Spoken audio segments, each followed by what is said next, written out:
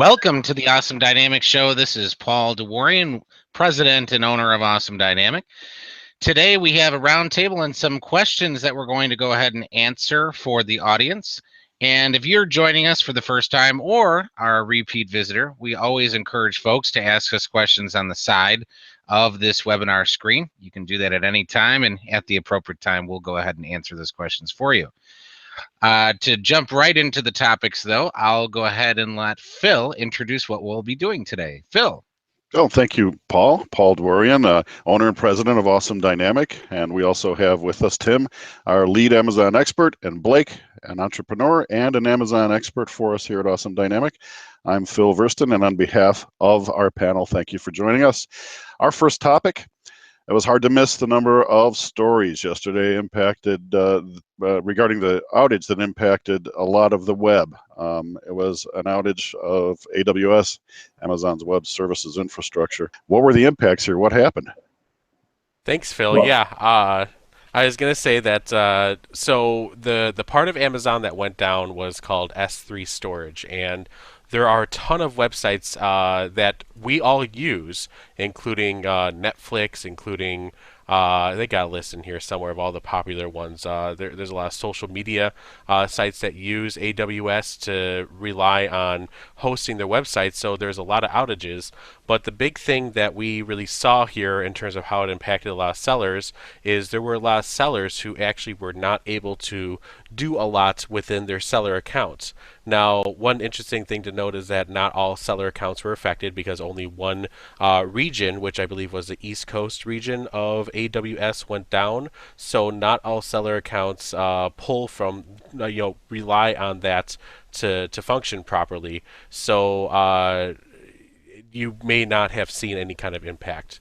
But reports were that some sellers were seeing issues with being able to list new products, being able to see the buyer-seller messages, being able to respond to those. Also heard that there was a lot of people that did not even see any orders come through on their side of Amazon.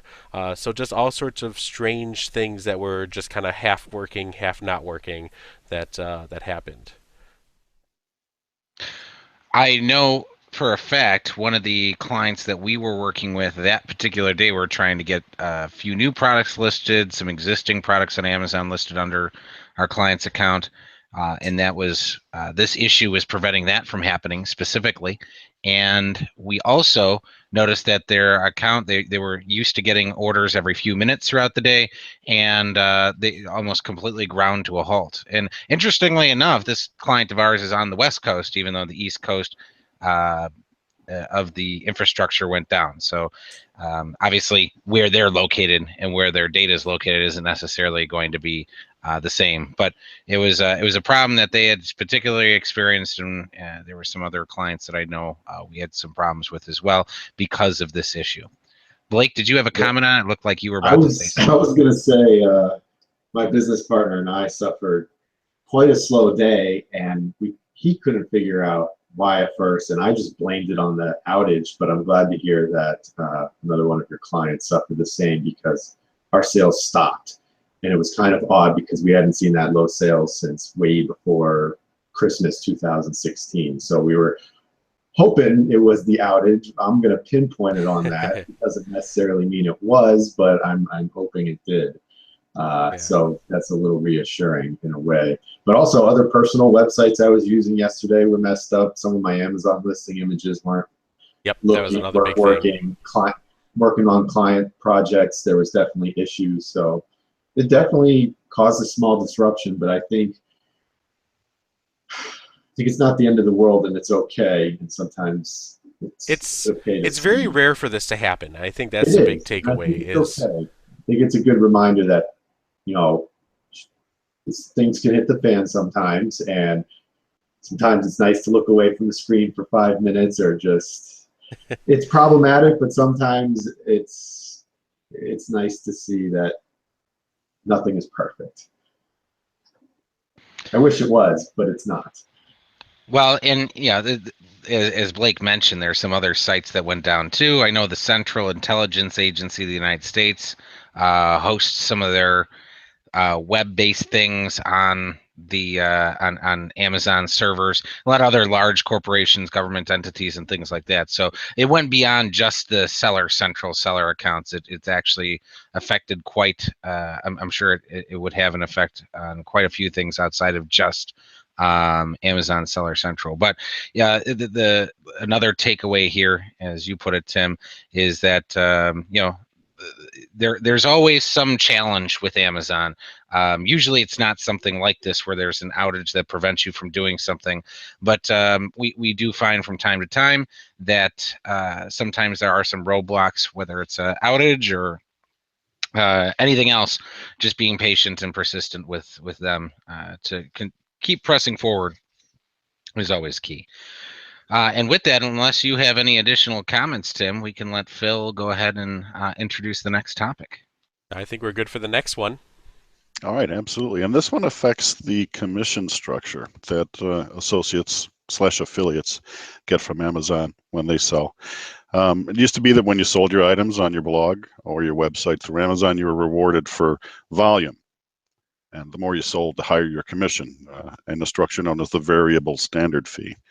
Well, Amazon this week did away with that variable standard fee and replaced it with a flat commission structure that differs by product category. So depending on which product category you're selling in, you might earn a different commission. So what are the overall repercussions for these affiliates / associates selling this way? Blake, do you have any ideas on this? Yeah, I mean, I don't know. In general, it looks like they slashed prices across the board, so no one's really too happy about that. And since it's, like you said, it's not variable, there's not tiers of improved payments for oneself for whatever exposure you might have or how popular you might be on the internet, and we're making good money. And I think I don't have too much experience with the affiliate program. I understand how it works. I do feel bad for those who were maybe making a pretty penny and now it's kind of standardized and lowered. But there were a couple comments who pointed out, never put all your eggs in one basket. If it was just a side job for yourself, you're going to see it lower, and just realize this is parts of doing business. It's sad and it's unfortunate, but there's still an affiliate program in existence there, so it hasn't disappeared. But I think, go ahead. I was going to say, if I may, I'd like to kind of briefly cover what the affiliate program means to sellers. I'm enrolled in it. A lot of our clients are enrolled in it. It basically allows you, as somebody that refers a customer to Amazon through some sort of link or other website, to get some money back based on what purchases that person might have. So say you're a business owner, and whether or not you have product on Amazon, you can set up these affiliate links, basically a link that allows you to, if someone were to click on it and they bought anything on Amazon's website, whatever they happen to buy, you get some sort of percentage back based on their total purchase, or in this case, what items they purchase in particular categories. So even if you're a seller on Amazon, let's say you have a link going to one of your products on Amazon.com, you can have those links go and have them go to your product offerings on Amazon.com. And let's say they buy your product, or they don't buy your product, but they buy something else. You get a percentage of whatever that customer happens to buy. If they buy your product and other products, you still get a percentage. So it kind of helps you drive, from a seller perspective, drive some additional revenue back to yourself to offset those fees that you're paying to Amazon in commission by referring folks to the Amazon website to look at your products and other products as well. So the variable fee used to work pretty much, I think the range was 4 to 6%, or maybe it was 4 to 8%. And based on that, based on how many, like Phil was saying, the volume of sale, if you did a certain amount of units or sales, you would have a higher percentage for that month. So now taking a look at the one article that is on the Amazon Associates website that I'll go ahead and throw it up on. Oh, you have it there, Tim. You can Yep. scroll down. There's that little chart there. You could see that the different categories will hold certain percentages. So from one standpoint, Blake, somebody could really hammer digital video games, luxury, beauty, and Amazon, let's say coins. So Yep. what is an Amazon coin? But anyway, you get 10% back, and that wasn't even possible to get 10% from my recollection in the Oh, really? affiliate program before. So you could, kind of pinpoint what category you want to, focus on in this case. But you could also see that certain things aren't going to yield any sort of affiliate commission either. But flat rate, it's kind of a neat thing. At least you know exactly what you're going to be getting depending on what you're promoting. And here's Amazon coins, Tim. Do you know what they are? Yeah, it seems like that they're just coins used to purchase digital games or videos and different. Looks like it's just apps and games. So if you use a Kindle device on Amazon, or if you use the Amazon Marketplace instead of like the Play Store to purchase your apps, it seems like this is a way to get credit. So it's just credit for their specific marketplace, their digital marketplace. Huh. I kind of want a heavy, giant metal Amazon coin after seeing one of these. They look With kind of my cool. name on it. I think it's intangible. Okay. What's also interesting about the 10% being, I never really studied in the back of my hand the rates people were getting, or categories. But for those who are aware of Twitch and online streamers who do anything from video stream their playing of video games to cooking something to playing an instrument to just chit-chatting about video games, a lot of them are famous or are well known, famous people for having the Amazon affiliate link in their Twitch profile, so that when people shop, they just click on their link and they're getting paid. And 10% is pretty chunky, especially for people who buy, $60 video games or $100 and $300 video game sets, or Amazon coins, or for some reason luxury and beauty. I don't know why that one, but hey, it's pretty cool that they have some sort of side income in their art. But it's in a way, it's like the rich are getting richer in this case. Like these very popular people, some of them known to be now making millions of dollars, have these affiliate links. And do they really need this extra X amount of affiliate money per month now? I mean, it's really interesting. So Of course they do, Blake. I guess so. All right.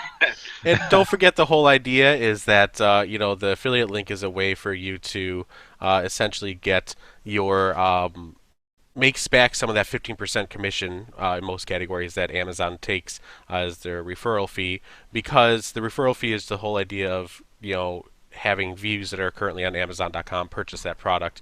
You're referring traffic from outside, so you get to get some of that back since you're doing the legwork to get that traffic to. Really, I never saw it from that. So it's definitely legal. It's not kind of against the rules to be kind of making affiliate money off your own products. I never. Not at all. In fact, that's a technique that I've been recommending to clients. Wow. For a while, Blake, especially somebody that manufactures their own product, and let's say they don't have, they have a website for their brand, they don't have an e-commerce set up because they don't want to deal with it or whatever reason. They can essentially, next to all their products, just say find on Amazon and have like a little find now on Amazon link, and then that can go right to the page on Amazon, and they can choose to buy that manufacturer's product, or they can buy something else on Amazon. But yeah, they can promote their own products from their own website with these affiliate links and get some money back. I mean, it's not going to come through the seller account as a credit there. It's going to come through the affiliate account separate. But the idea here is, okay, someone's finding my brand on the internet. They want to buy my product, but I don't sell it on Amazon. Rather than referring them to, you can find us in these trusted retailers down the street, you could say, hey, head over to Amazon. My product's there, and little do does the person on the website know that you're going to get a little percentage back for that. So Amazon does reward that. And then here's the next level steps to that. So then once you have that set up, and I think every Amazon seller that has their own website that doesn't necessarily need to capture the sale right there on the site should definitely be doing this. But here's the next level. Once you do that, you could really work on your search engine optimization, get your actual website ranked for some of the different key terms to drive more traffic into it, which then you can refer to Amazon and you get those percentages on there. Then the next level after that is, well, now we can go ahead and make the website e-commerce. And instead of having to fulfill all those orders, you can use what's called multi-channel fulfillment and actually have Amazon do all the packing and shipping and send products to your customers and actually have them buy on your website, take away the affiliate links and leverage Amazon in that capacity. So that's kind of the levels at which I think folks should go. But yeah, just starting out, why not just sign up for the affiliate program, throw some links on your site, get some money back. That's a great first step after you get yourself established on Amazon. If there's no other comments from Tim and Blake, we'll see what's next. No, I'm good. All right.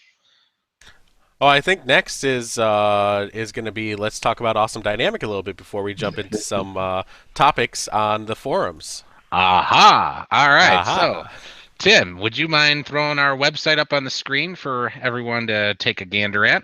I'll try not to do it too hard here. Come in. Don't throw it too hard, Tim. All right. So, awesomedynamic.com. That's awesomedynamic.com. You can visit our website there. You can see that we do Amazon seller consulting, Amazon account management. That's full service management of your complete Amazon account. We do the consulting. We also do search engine optimization to get you found on Google, and responsive web design to make your website respond to all those different mobile devices, tablets, and everything else, and spread out on the screen to fill the whole screen on your desktop devices. All those things are very important to be successful online. You can always give us a call at 800-238-1811. Again, that's 800-238-1811. Or you can click that little free quote button up there. That goes directly to our Director of Sales, Terry Levin, who will take care of getting you an estimate on anything that you'd like us to help you with. You could also sign up for our awesome list. Either on our homepage, there's a little sign up area where you can get notified for these webinars and other blog articles that we post. And speaking of which, we should head over to that blog. There's tons of valuable information, including videos like these where we dive into specific topics. We actually have formal presentations that get into, for example, last week or a couple weeks ago, the FBA fees and everything you'd want to know about them in great detail. Yeah, it's like everything you'd want to know about Amazon fees right here. We have another one on the buy box. We got another one on FBA labeling, and tons of just great valuable information about Amazon and search engine optimization. So you should definitely head over to our blog and take a look at that. You'll get tons of great information.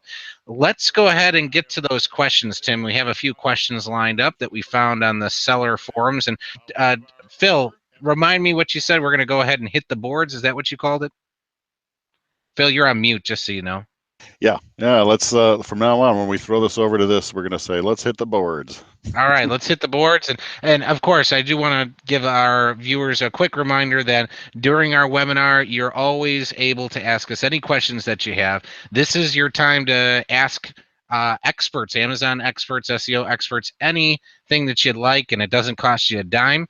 We're able to answer your specific questions as best as we can based on the information you give us. So definitely come to our webinars, 12:30 Central, every single Thursday. And with that, let's hit the boards, Tim. Okay, do you want me to pull them up? Because I actually found that we don't have to be signed in to do it. So. Okay. Well, if you'd like, I just shared my screen and I was going to pull up the first one. But if you already got it, yeah, go ahead. Go ahead then. All right. So, There has been a lot of discussion about GS1 barcodes, UPC codes that are required to be able to list certain products, and there's just been some interesting developments and things that we've been learning more about this program as we go through. And you can see that this seller right here has a question. I know we talked about this a lot, but I still don't understand the bottom line. I have only one product that UPC is required for. They want to use FBA. FBA is not really a relevant item in this particular situation, just as a side note. Understand that Amazon requires GS1 barcodes, but that these other speedy barcodes can do the work.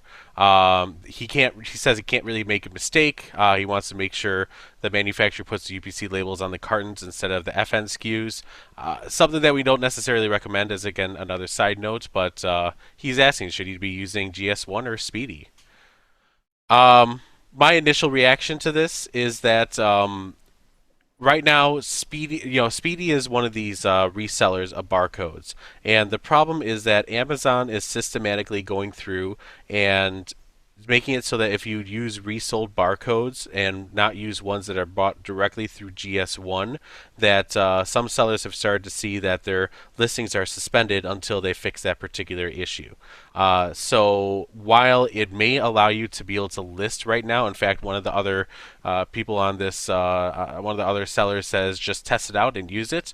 My worry is if you really want to be careful about making sure you do this the right way the first time, just get yourself a block of GS1 barcodes, and I think you'll be in a better situation in the long run.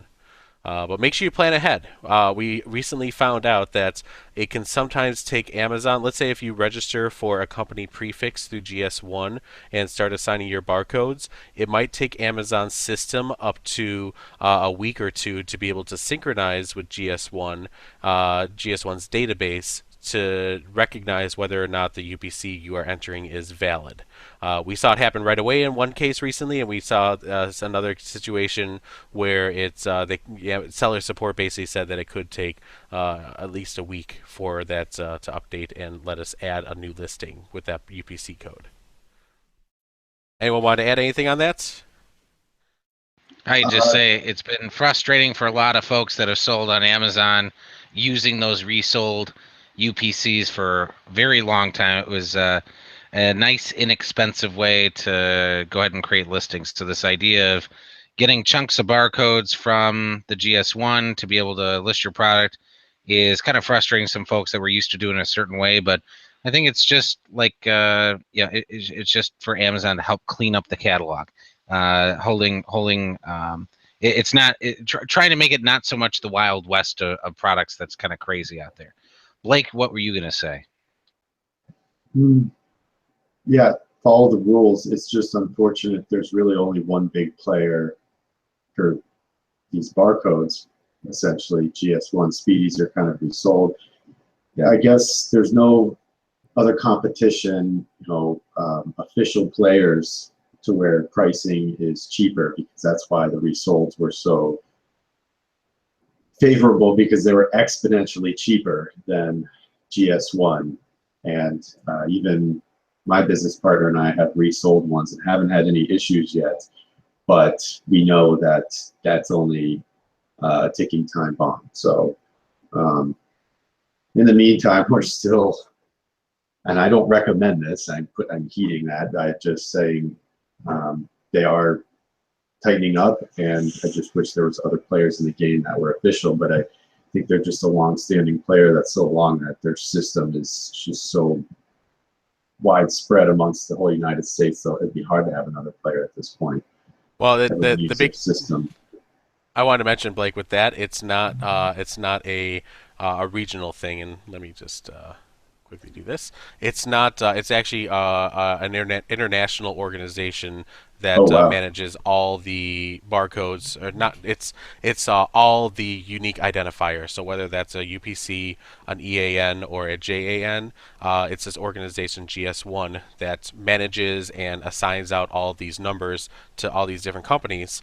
GS1 US is the US specific one to get UPC codes for US based businesses. So it's kind of like the internationally recognized governing body of all this. So that's a really cool business to run. The more I think about it, you know that you run kind of the classification and organization of all the products going around this floating rock that we call Earth, and that's pretty cool. So, all right, cool. Should we move on to the next topic here?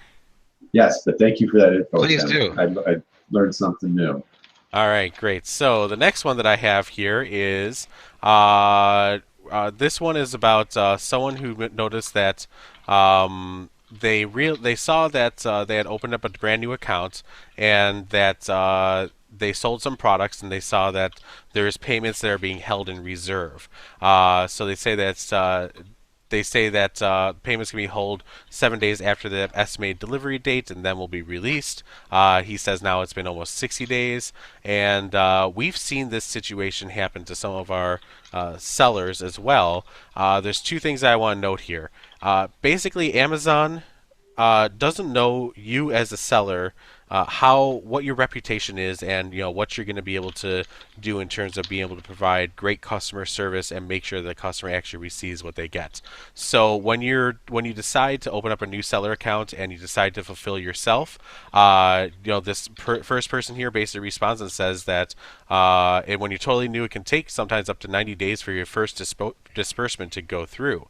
Now, this kind of brings us to the whole idea of this is why any brand new seller on the Seller Central platform really should be using FBA right off the bat, if nothing else, to be able to bypass some of these hurdles that new sellers have to deal with, whether it's getting these dispersed payments or even just winning the buy box. That's probably the other big thing that we found, is that new third-party sellers who decide to fulfill themselves oftentimes do not win the buy box because Amazon takes into consideration your longevity and sales history, which you don't have any. So you're not going to be able to win the buy box even if it's a product that you only sell. And that's something that we have covered, I know, in depth before, that we really want to show. But my recommendation for this seller: do FBA. That's going to be able to bypass this issue right away. Otherwise, you have to be patient with Amazon, and eventually you will get your money. Anyone want to add anything? Yeah, I'm not sure what product they're selling. They might not be able to do FBA, but other than that, be very patient and persistent. I agree, but I totally agree. If you have the opportunity to use FBA, use it. It's been proven year after year, study after study, that you go FBA, you're going to see an increase in not only awareness in your product, but typically sales. So, okay, great. Work it into your margins. Yes, absolutely. All right. Any comments on that, Paul or Phil? None for me. Go ahead and hit the next question, please. All right. So this next item, and I just want to make sure I'm getting the right one here. So this has to do with FBA. So we talked a little bit about self-fulfillment. Now let's talk about FBA. So this one seller says that I'm not sure if anyone else is having this issue, but about 50% of my shipments sent to the fulfillment center have been going missing or need to be reconciled. Not only that, but the dates of the reconciliation keeps on moving. So basically, they say they've been trying to contact seller support to try and get this fixed, and they say that they can't really fix anything until after the reconciliation date comes up. But I think that there might be more to the story than what this seller is telling us about. If you pack and prep everything exactly according to how Amazon asked you to do it, there's usually very little in terms of any kind of errors when Amazon receives and checks in your products. That being said, it certainly does happen where there are errors on Amazon's end, and when you reconcile these things, Amazon does take responsibility. You could submit investigations and you can do it, but this all goes back to our mantra of patience and persistence. You just need to be patient, let Amazon work this through. It's not a very fast process, but it is worthwhile in the end to be able to get your product into the FBA program. So you just have to deal with the punches as they come through. A lot of sellers get frustrated at this point in time. You can even see, this one seller says, if you're stressed out with the way FBA does things, switch to FBM. But you're losing up a lot of benefits if you were to do that. So that's my recommendation: is just relax. It will. I would take an internal look at your shipping processes just to make sure you're doing everything correctly. But just patience. Yeah, if they're using FBA, which it seems they are, a lot of people are not aware, and I wasn't aware of until recently, that all of your shipments that are received at Amazon's warehouse that aren't on a truckload, so essentially UPS, FedEx, any way you get it there that isn't on a truck load, LTL or FTL, are monitored with cameras. So that's why the records, you don't want to lie to Amazon too. If you're supposed to send in 10, you only sent in 5 units and you're going to say 5 are missing, there's a good chance Amazon will pay you. But if you get caught lying, you'd be in trouble because they also have cameras. So like Tim said, be patient and persistent. They're not trying to cheat you out of units. So be patient, wait for the timer, and then reconcile any units, and Amazon will pay you the usually a very fair market value for your product for what it would have sold, because they had lost it, and they take full responsibility. So that's a big benefit of shipping in through Parcel Services, is very big security of your goods, especially if it's insured on the way in. All right. Great. Next one we have here, let me go ahead and pull it up. It's actually two that are very similar. So the first is they say suspended. Hi, I just signed up for a seller account. They suspended my account for review and asked me for utility bill, business license, and any invoices or receipts basically showing the address. Sent the utility bill and they say it's been 2 days without a response. They've already been charged their first $39.99 for their pro seller account, and he's just very frustrated with not getting a response. And very similarly to that, so let me pull up this other one. Someone else says something very similar. A little bit different story, but account suspended right after opening, no help from support. They have a strange way of showing the dates, but February 8th is when they open up the first case, and they say that it's pretty much a month later, and they still have not been accepted into it.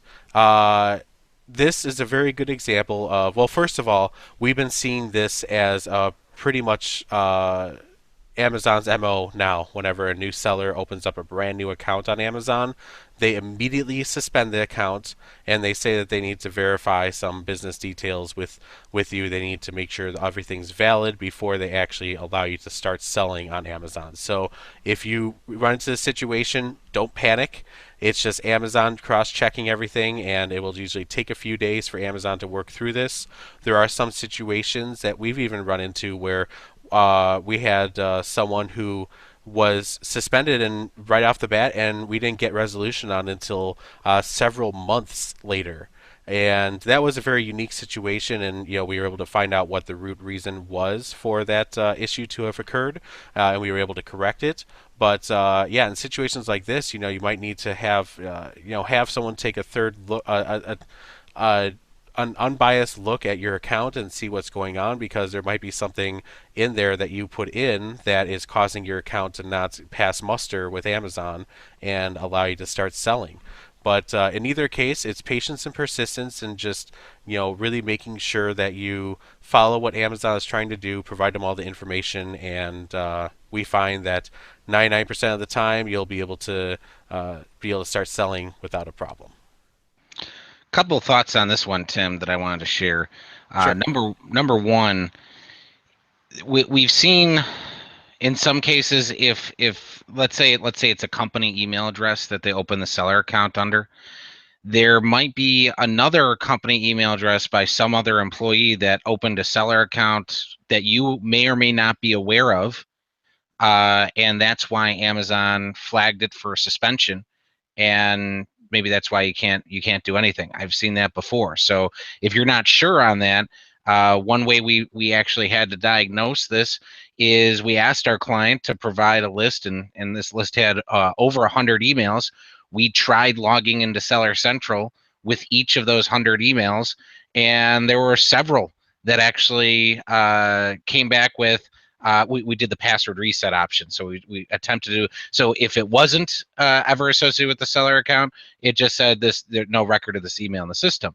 But if we put the email address in and did forgot password, it said password successfully sent on the ones that actually were associated with a seller account somewhere in the past. And that might, that might not be immediately apparent to you. Maybe some of the other employees in your organization, either past or present, accidentally got into the seller side from the customer side and opened a seller account that they may or may not be aware of, and that could have triggered something that created a match in Amazon system, which resulted in your account being immediately suspended after setup. So that's something that can happen, and something you should definitely check into. The other thing that I wanted to mention is, after you get it resolved, because everything's resolvable, like Tim said, patience and persistence is key. But after you get it resolved, you can go back to Amazon and ask them to refund the pro seller fees you've been paying over months. And we've seen many times, especially within the last month or two, that they'll actually refund the fees during the time you actually haven't been selling anything on your seller account. So you're worried about that $39.99 every single month, at $40 a month. You could request, hey, I haven't sold anything. Would you mind refunding me the fees for the time that I haven't been selling? And we have seen that be successful. So just a couple of tips there that I thought might be valuable. Tim, anything else you'd like to add before we move on to the next item? No, and we have two more that I think we should just go through really quickly here. We don't want to wait too long. But again, reminder, if anyone does want to ask us any questions, we're more than happy to answer them. Just use that chat box over to the side of the page there. But this seller says that they have inactive listings due to brand registry denial. This is a lot of words here, but essentially they said that they listed a product under their own brand name. It was their own product, and for some reason, all of a sudden, Amazon said that the listing is suspended. They're not allowed to sell that product. He didn't want to do brand registry right off the bat for some reason, and he said he didn't have control of this product. It was just all over the place, and I was like, something is really, really strange here when I was reading through this, and what actually turned up is that this person is used the brand name Vesco and says that it's his own brand name. Well, one really quick search on the U.S. Patent and Trade Office website reveals that there is an active trademark for the word Vesco for Vesco Oil, and Vesco Oil sells products on Amazon.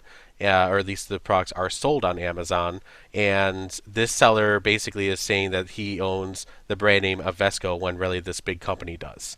So that's really where everything stemmed from, and since he is not the owner of the brand, in fact, he says my products are non-existent, I didn't use anybody's brand, I created my own brand name, Vesco. That's not true. So this is where you really need to do your due diligence when you decide to start doing a brand on Amazon, and why getting a trademark on your brand is also a really important thing when you want to start selling on Amazon, especially have your own brand that you want to have control of. So I thought this was a really interesting story and a really interesting topic to just bring up for a quick discussion. Paul, do you want to add anything to that? I do. So it is possible to get a trademark of the same name in different product categories.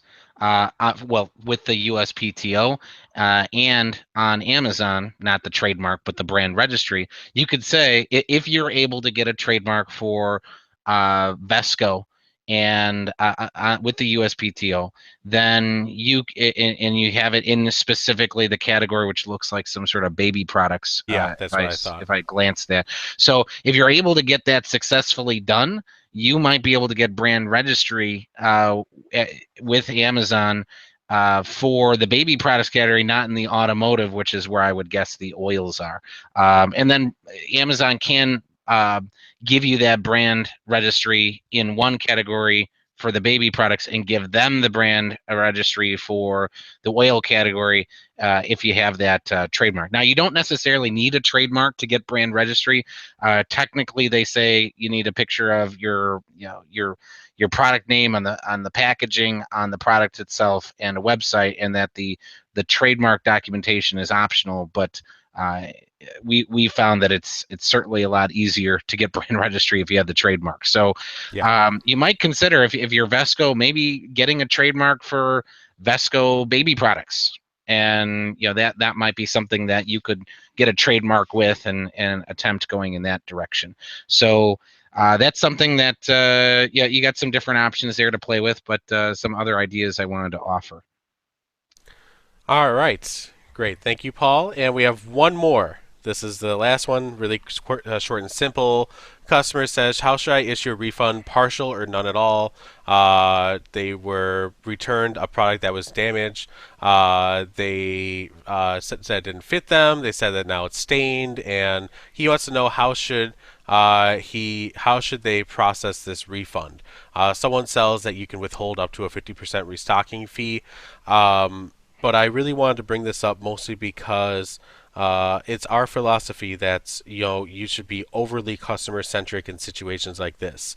The biggest worry is that if if the customer returned it within the return policy, and even though it may be stained or may be ruined, depending on the value of the product, it may be actually much more valuable to just eat the cost of the product, give the customer a full refund, just to make the customer happy and avoid getting a negative review, and maybe even garner a five-star review or feedback from the customer because of your ability to be able to handle this in a very customer-centric way. So, if I were responding to this person, I would probably more approach it that way. While yes, you do technically can, withhold some of the funds and only give a partial refund. We recommend, depending on the value of the product, to just refund the whole thing, make the customer happy. I think your reputation as a seller on Amazon would be much better off in that situation. Yeah, Tim, it's a case of being too close to the individual transactions, and it's hard. It's hard, especially when you're starting out or you have a new you have a new business and you're like, it's just so frustrating. They need to pay. It's one of those things where just letting go and letting it be the cost of doing business is something that I can't recommend more. We work with companies that are small to multi-million-dollar companies that have thousands and thousands of products all over Amazon. And across the board, I still recommend, just let go. You don't need to give them a refund right away. You might be able to work something out with them, but ultimately making sure that customer is happy is very important, because if they're not, like Tim said, they could leave a scathing review on your product or scathing feedback on your seller account. And if they know what they're doing, there's no way you're going to get that removed. So Tim's advice of turning that frown upside down is seeing if we can make that person happy, go above and beyond their expectation. You know what? No, you don't even need to. You say to them, "I'm so sorry that happened. I understand that you would want to return this." You can propose the idea rather than saying you will pay a restocking fee. You could try, but test the water, see where they're reasonable. You don't have to give up too much, but if you kind of get the inkling that they're going to really push it, it's better to just let go. And then if you give them a refund, you could say, you know what, you want to maybe give you a credit towards buying another item or something. You might be able to get them to leave you a 5-star review or 5-star feedback on your seller account, and turn this negative experience into a really valuable review or feedback. So those are things to take those negative situations and turn them into opportunities. And that's something that we always recommend. So I wouldn't get too caught up in these individual situations. What we're trying to do on Amazon is sell in volume. So you're not going to get every person trying to return this item, return different items and having all these different situations. They're not going to happen all the time. Focus on selling more volume, and these things are part of your cost of doing business. That's really the best outlook to have when selling on Amazon, in our opinion. The customer has a very powerful opportunity to impact your sales in that they have that opportunity to write a review, and a scathing review, that's some powerful recourse for a dissatisfied customer. And although it's become fashionable in the years leading up to just before Amazon's exponential growth to say that the customer isn't always right, and well, I think we have to go back to that, especially in this new selling environment, because they have some very powerful tools to express their dissatisfaction. Absolutely. You don't want this negative experience and them to just backlash and leave you a bad review or feedback, which could then impact your sales for years to come. Not yeah, they add up. Or if you only have the one and it's a bad one, and your product first review is a negative review, it's hard to recover from that. Now all of a sudden you have to battle to get several 5 stars to make your product even look decent compared to all the other choices that customers have as they're scanning across. You're not going to be able to explain to new customers that are glancing past your product and millions of other ones that might be competing products, that the reason why you only have one star review on your product is because of some crazy person. They're not going to know that. They're not going to take the time to understand the story or anything like that. They're not. So, take this situation seriously. Just make them happy and see if you can turn it into a positive experience, positive opportunity. Great. All right. Well, I think that wraps up everything for today. We wanted to thank everybody for joining us. If you found this information valuable, speaking of reviews, you can scroll on down to the bottom of our website, awesomedynamic.com. There is a review us button there. And once you click on that, you're going to get a thumbs up and thumbs down. Of course, you're going to give us thumbs up. And when you hit that, if you leave us a 5-star review on Google or Facebook, we would really appreciate that. One note for our viewing audience, though, you don't want to ask people for a 5-star review on Amazon because they don't allow it. But they do allow that for Facebook and Google. You can certainly say that all day long. You don't want to tread that gray line with Amazon, though. But you can watch our other webinars and blogs. Take a look at our blogs and stuff where we talk about in depth how to deal with feedback and reviews. And there's just all sorts of valuable information on there, like we said before. And of course, if you want to contact us to learn more about how we can help you, we have the Amazon Seller Consulting, Amazon Full Service Management, Search Engine Optimization Services, and website design. You can visit us at awesomedynamic.com or call us at 800-238-1811. Thank you so much for joining us today, and have a wonderful weekend. Thank you.